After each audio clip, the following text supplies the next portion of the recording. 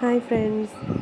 നമ്മൾ ഒത്തിരി പേര് ഇപ്പോൾ നമ്മൾ ലോ ഓഫ് അട്രാക്ഷനെ പറ്റി കേൾക്കാറുണ്ടല്ലേ. ഇപ്പോൾ ലോ ഓഫ് അട്രാക്ഷൻ എന്ന് പറഞ്ഞാൽ ഇപ്പോൾ ഭയങ്കരമായിട്ട് ഒരു ഇതായിട്ട് എല്ലാവരും ഫോളോ ചെയ്യാൻ ശ്രമിക്കുന്ന ഒരു ടോപ്പിക്കാണ്. ഇപ്പോൾ പറയുന്നുണ്ട് ലാലേട്ടൻ, പിന്നെ അതുപോലെ തന്നെ എന്താ പറയുക, കുറേ ഫിലിം ആക്ടേഴ്സ്, സെലിബ്രിറ്റീസ് ഒക്കെ ഈ ലോ ഓഫ് അട്രാക്ഷൻ പ്രാക്ടീസ് ചെയ്യുന്നുണ്ടെന്ന്. അപ്പോൾ ശരിക്കും ഈ ലോ ഓഫ് അട്രാക്ഷൻ എന്താണെന്നറിയാമോ? നമ്മൾ എന്താണോ വിചാരിക്കുന്നത് അത് നമ്മളിലേക്ക് അട്രാക്റ്റ് ചെയ്യപ്പെടും.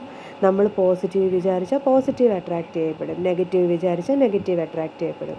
നമ്മൾ ഒരു ഭൂരിഭാഗം ആൾക്കാരും എല്ലാ ദിവസവും നമ്മുടെ ജീവിതത്തിലുള്ള കഷ്ടപ്പാടുകളെപ്പറ്റി മാത്രമാണ് വിചാരിക്കുന്നത്, അല്ലേ?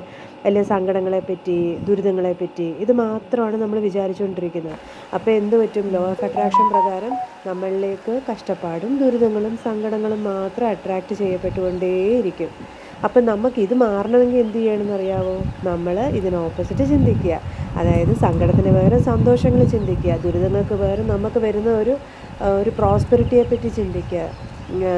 അങ്ങനെ ഓരോ പ്രാവശ്യവും നമ്മൾ ചിന്തിക്കുമ്പം ഓരോന്നും നമ്മുടെ മനസ്സിലേക്ക് വരുന്ന നെഗറ്റീവായിട്ടുള്ള ചിന്തകൾക്ക് പകരം പോസിറ്റീവായിട്ടുള്ള ചിന്തകൾ കൊണ്ട് നിറയ്ക്കുക. ഇപ്പോൾ കേൾക്കുന്നവർ വിചാരിക്കുമ്പോൾ ഇതൊക്കെ എങ്ങനെ സാധിക്കാനാണ്, അല്ലേ? സാധിക്കും കേട്ടോ. എന്നെക്കൊണ്ട് സാധിക്കുമെങ്കിൽ ഡെഫിനറ്റ്ലി നിങ്ങളെ കൊണ്ടും സാധിക്കും. മനസ്സിലായോ? അപ്പം നമ്മുടെ മനസ്സിൽ വരുന്ന ചിന്തകളെ നമ്മൾ നിയന്ത്രിച്ചാൽ മാത്രം മതി. അത് എല്ലാവരെക്കൊണ്ടും നിസ്സാരമായിട്ട് സാധിക്കാനുള്ളതേ ഉള്ളൂ. നമ്മൾ ആ രീതിയിൽ ഒന്ന് ട്രെയിനായി കഴിഞ്ഞാണല്ലോ ലോ ഓഫ് അട്രാക്ഷൻ നമുക്ക് വേണ്ടി വർക്ക് ചെയ്യും. ഈശ്വരൻ നമുക്ക് വേണ്ടി പ്രവർത്തിക്കുന്നു, കേട്ടിട്ടില്ലേ? അതുപോലെ തന്നെ ഈശ്വരൻ നമുക്ക് വേണ്ടി പ്രവർത്തിച്ചു കൊണ്ടേയിരിക്കും. നമ്മുടെ ജീവിതത്തിൽ നന്മകളും സന്തോഷങ്ങളും മാത്രം നിറഞ്ഞുകൊണ്ടേയിരിക്കും. അപ്പോൾ എല്ലാവരും അത് നോക്കുക കേട്ടോ.